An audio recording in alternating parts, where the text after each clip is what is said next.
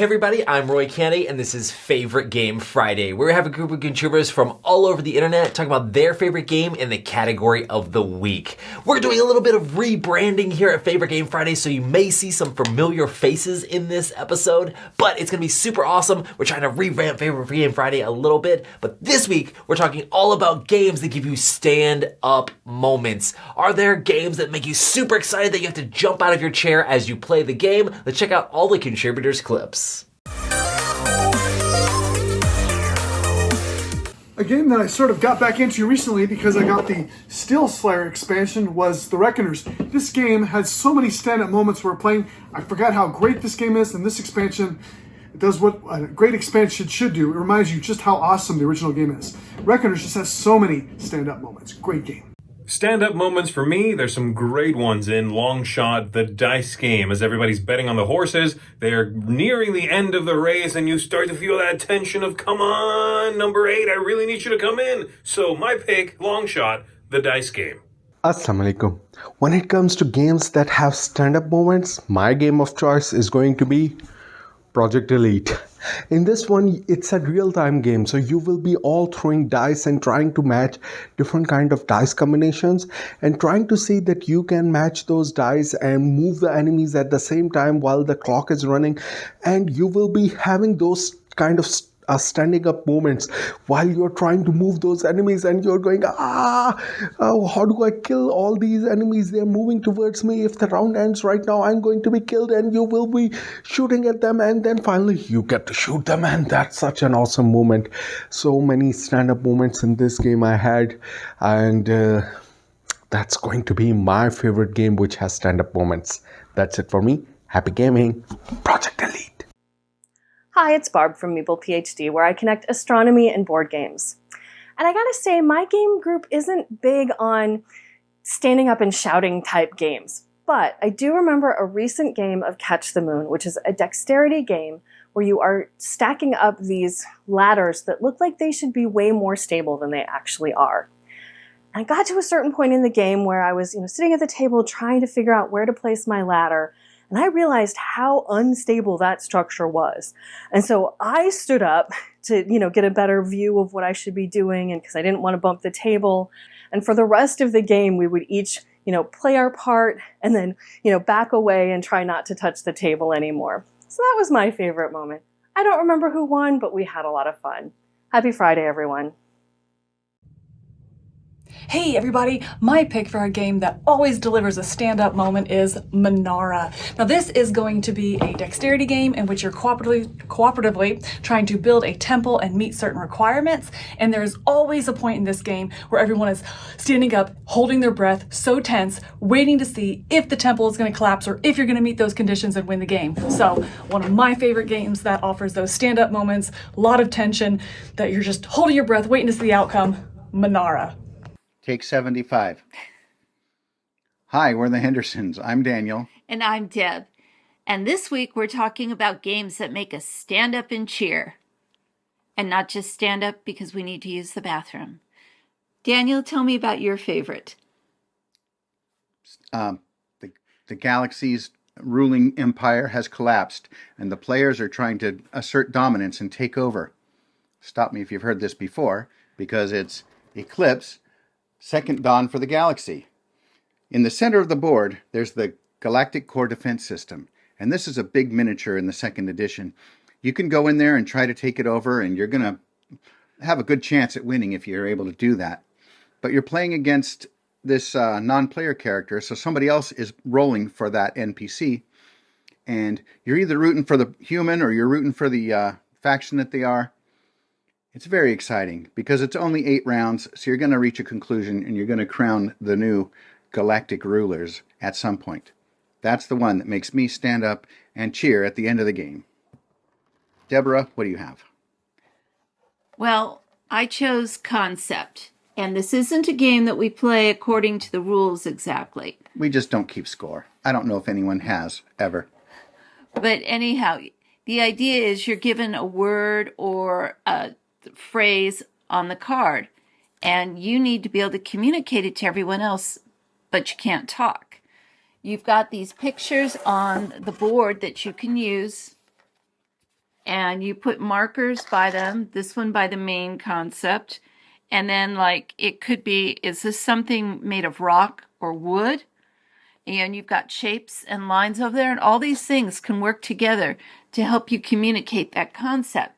But when the person is, when the people you have trying to guess are getting closer and closer and closer, and yes, they get it. Happy gaming. Hi, I'm Wendy Yee, and I chose Vegas Royale or Vegas Dice, very similar, basically the same game, but you're rolling dice and you're trying to get all these different majorities and stuff, but you have to pull as many dice as you roll of the number that you choose. So if you roll 3 sixes, you have to put all 3 sixes on the 6 space. And so there's tons of these moments where you're rolling the dice and all of a sudden you're like, oh my gosh, I rolled 4 4s. That's all of my dice. I have to place on 4. Oh my goodness, that's terrible.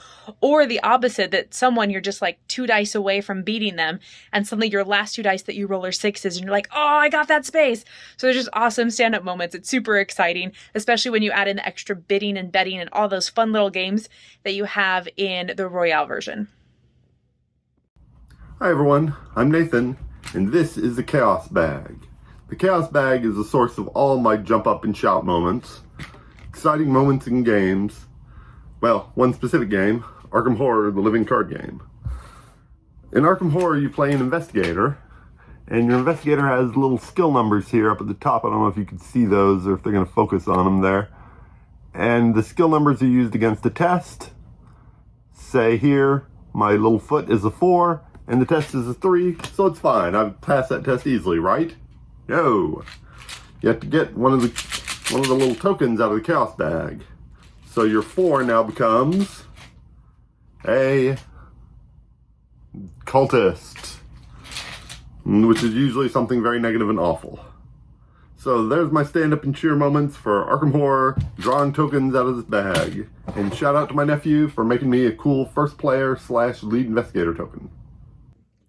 I don't tend to love real-time games, but they kind of make you want to stand up and cheer when you are successful, especially in a cooperative game. So the one that makes me stand up and cheer when we are successful is Escape. Curse of the Temple? Something like that. But it's basically Indiana Jones, the board game where you are collectively rolling dice, trying to get out of this collapsing temple. It is so much fun, and when you successfully complete it as a team, you stand up and cheer because the stress level is so high. That's, for me, Escape. Happy Friday, everyone. I'm Julian, and this is Libby, and we are from Box Meeples. You can find us on YouTube, on Instagram, and on Twitter. This week we are talking about games that give you a stand-up moment. Something super exciting happens when everyone around the table just has to get up out of their seats and applaud, a cheer, shout, whatever it happens to be, an emotion that really makes you respond to a game. Now, this happened when I was playing recently Battlestar Galactica. I was happy, a lot of other people weren't. From the outset, I knew I was a Cylon. I played a masterful game of deception. I'd even got the captain in the brig. No one suspected me. I'd helped on the missions. I couldn't possibly be a Cylon. Until, at the very closing moments of the game, I revealed that yes, indeed, I was a Cylon in disguise. I threw the ship into chaos and meant that completing the mission was near on impossible. I was victorious. The ship went down like a fiery beacon of despair. People around the table were furious with me, but I think also a little bit impressed. In my story, I think everyone around the table was also a little bit impressed. We were playing Nemesis. At the beginning of the game, I had a chance to pick from 2 goals. One of them was to kill Julian, and the other one was to kill the Queen's eggs. I, rather sillily, chose the Queen's eggs because by the time we got to the end of the game, Julian was already dead, so I would have achieved that. But instead, I was still trying for the Queen's eggs, was in a room, trapped, surrounded by an incredible amount of aliens. I didn't know that you could fit that many figures in one space. Everyone knew that I had certain death awaiting me, yet I survived. Not one of them managed to attack me, and I exited the room alive. Everyone was shocked, I'm sure impressed, and in awe, of course. A game with fantastic stand-up moments, Risk Star Wars Edition. Yes, it says Risk in the name, It's barely risk. It's not a risk. It's expensive to find at the moment, but it's great. Hey guys, Amber here with A Meeple Family, and if you haven't heard of us, we are a family of 6 that are very intentional about playing board games around our table and making memories together. We'd love to have you check us out over on our YouTube channel. So my most recent stand-up intense moment in a game was probably the game Watergate, and if you're not familiar with Watergate, it's a 2-player game where one player is the Nixon administration trying to conceal all of the corruption that's going on, and the other player is the newspaper, and the newspaper player has to link 2 informants with evidence to the Nixon administration to reveal the corruption that's going on. And in this particular game, I was playing the newspaper, and honestly, I feel like that is so much harder to play. And because of this game's mechanic, kind of this tug of war back and forth, it's always a huge accomplishment when you're actually able to secure the pieces of evidence or informants that you need. In this particular scenario, when I had finally made just my first link as the newspaper from an informant to the Nixon administration, it was a stand-up moment for me because it is a lot of work in this game to uncover and reveal that evidence when you are playing as the newspaper. Now, in all honesty, I may not have been completely standing out of my chair, but I was definitely hovering out of my chair, which I am going to go ahead and say will count. For me, one of those exciting stand-up moments is when you're playing Battlestar Galactica and you're right there as the humans trying to do that very last jump, and if the die roll makes it, then you're going to be able to save all humanity, and if it fails, then those evil Cylons are going to win. So Battlestar Galactica is one of those games that can definitely have those stand-up raucous moments. Hi, I'm Josh from the YouTube channel Josh Yaks, and my choice for a game that leads to stand-up moments is Port Royal by Alexander Pfister. This is a little push-your-luck card game where a player who is maybe trailing a little bit in points is going to want to turn over just one more card and either lead to glory or just totally bust out. So it leads to a lot of exciting moments. Hello everyone, Ben Myers here. Today's topic for Favorite Game Friday is games with stand-up moments that make you stand up, enjoy excitement, and my pick is going to be Menara. It is a cooperative stacking game in which everyone is working together to stack these colored pillars up high and accomplish the goal of the game. Happy Friday everyone, bye. Hey guys, this is Crow, and welcome to another Favorite Game Friday. And this week's topic is a game that basically made us have stand-up moments, kind of like our Yell one. But I'm going to go with more towards my past with this game, and I played it for many years in grammar school, high school, and sometimes in my adulthood, if I remember correctly, but I watched it more in my adulthood.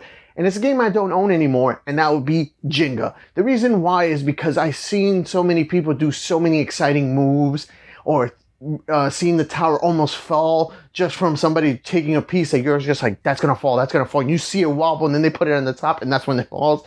So I've seen many games of Jenga just so exciting. So that's my pick. I'll see you guys next time.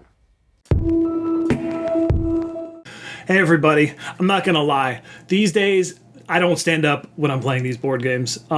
That reminds me of my days like when I used to play poker and like there's the cards get flipped over and everybody stands up because it's exciting and to see who wins or whatever. But these days that hasn't happened to me anymore. So my pick this week is Eldritch Horror, where usually during like a 6-hour game I have to stand up to go to the bathroom or refill my drink. And my pick is Pandemic Legacy, because at the end, when you're gonna win or lose on a singular card flip, it's really you're gonna stand up from all the tension. Yeah, that's totally happened a couple times in this one too. So yeah. Good pick, Grayson. All right, well, happy Friday, everybody. Bye. Solo board gaming night here, and although Star Wars Outer Rim was in my collection for a year, I was waiting until the expansion Unfinished Business released before I finally played it. And it didn't take long at all until the stories and the encounters absolutely captivated my imagination. And there were many moments that had me cheering at what was happening on the table. As an example, I was playing as Han Solo, and during my contact phase, I encountered Chewbacca. And I was like, whoa, Chewie! I actually found Chewie. But the coolest thing from that is when I looked at his databank card, since I was Han Solo, I just added him to my ship as my crew member. And it was such a cool feeling. I was like jumping for joy when it happened. I absolutely geeked out. Wow, that was such a good feeling. Outer Rim had many moments like that, and I highly recommend that you check it out. This was Solo Board Gaming Night, and I hope you and everyone else has a great game night. Take care. Okay, so for me, it's Ready, Set, Bet. This is new, very new. You just saw us playing it if you watched us play it live this week. But in this game, I like games you stand up. At the end of every race here, you want to stand up. It's real-time betting, watching a race go, and it's so exciting. But why does this one stand out? Because I love games with stand-up moments. In this one, everybody stands up. Everyone at the table standing up. How can it not make the list? Here on Around the Board, we're talking about games with a stand-up moment. And for me, unfortunately, it's going to be a game that I used previously when we were talking about art in games, and that's Abomination, the Heir of Frankenstein, because it's the only one I could think of with a stand-up moment. And this game, you're trying to build your monster, and at the critical moment, you're rolling all your dice to try to see if that happens, if you can bring that monster to life. And I remember when we played this the first time, my co-host Daniel up there got out one of his amazing dice towers, and so we all stood up and watched the roll. I don't even remember what happened now. Maybe you can tell you when it's his turn, but I'm sure everything that blew was up. a cool stand-up moment. We're all seeing if that monster comes to life. That's what I got, Chris. What about you, buddy? Well, I guess maybe dice is part of it. It makes sense. It is exciting. We've known that for a long time, but I think it's really coming to light here because my game is Blood Bowl. This is the one you want. Don't buy that new trash the GW tried to get more money out of. Buy the old version. But anyways, in that game, the game's super tight. It's super tactical. It's like football chess, and so like every move matters, and then you're still resolving stuff with dice, and so all the time you're standing up not only to move your pieces and stuff like that, but you're standing up because you're like, okay, it's time. I got the roll. I need a 3+ and then a 4+, and then I can make this happen. And yeah, so you're standing up all the time. That was the first thing that came to my mind. What do you got, Andy? So a stand-up game that I like is a game where you literally have to stand up. Well, I guess you don't have to, but in the third round of Time's Up, you almost always do because you're doing charades. Right. So if you haven't played Time's Up, it's 3 rounds. First round, you can only say one word to get people to guess a card. You can say as many words as you want, but it's not the word on the card. The second round, you can only say one word. And the third round, you can just do like charades and actions. And I think it gets great because you stand up and you're running around and doing goofy things. It's always a blast. Yeah, I love me some Euro games, but boy, this party game is where it's at. Daniel, what about you? Mine is Forbidden Desert. So this one specifically is because I played with my 7-year-old son at the time, and I never seen him get into a game like he did to get into this one. And when we got near the end, where it was whether or not we were going to flip the right tile or if we were going to dehydrate in the desert, it all came to this one flip. He got up on a chair, he got up on the table, and we were like, do it, Dad, do it! And we flipped it and we won, and he celebrated like the Cubs had won the World Series. It was an amazing moment. All right, thanks, guys. And hey, if you want to see us on our YouTube channel, Around the Board, please join us where we discuss topics in the gaming industry as well as games. So we'll see you around the board. It's always awesome when games are so exciting that you just can't sit in your seat and they have those exciting stand-up moments. Make sure to leave in the comments down below what game gives you a stand-up moment, and make sure to check out our contributors from all around the world and all around the internet. As you can see, we're all joining in here on Favorite Game Friday, and we're going to make a couple changes. So we want to have super short videos for Favorite Game Friday. Everybody's clips need to be under 30 seconds long, so you're just going to say the name of the game and maybe a little bit of a sentence about it. Nothing too long or drawn out. We don't have to review games or things like that. But if you want to be a part of Favorite Game Friday, make sure to check out the Google Drive link down below, and you can add your clip into next week. Next week we're going to be talking all about games that have apps in them, or games that use apps as part of the game. So basically it uses an application to help you run different parts of the game, maybe make it less fiddly in different ways. What's your favorite game that uses uses an app, make sure to do a 30-second or less video clip, and you can be a part of next week's Favorite Game Friday. Well, thanks so much for joining us in, and I'll see you on the next one.